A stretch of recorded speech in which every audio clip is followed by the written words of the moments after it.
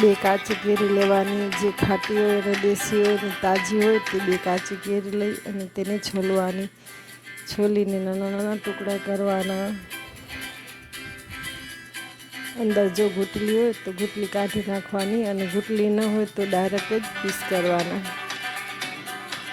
નાના નાના પીસ કરવાના આપણે જે ગ્રાઇન્ડરમાં આવે તે પ્રમાણે. અને તેમાં ગ્રાઇન્ડરમાં ટુકડા નાખી, થોડું નિમક નાખી, 4 મોટી ચમચી ખાંડ નાખી, થોડું પાણી નાખવાનું અને થોડી વરિયાળી નાખવાની.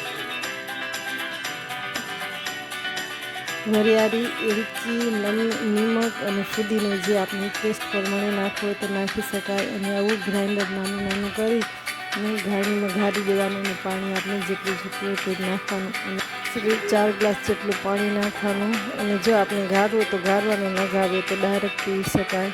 અને મારો વિડીયો ગમે તમે લાઈક કરો, શેર કરો, કમેન્ટ્સ કરો અને સબસ્ક્રાઈબ કરો.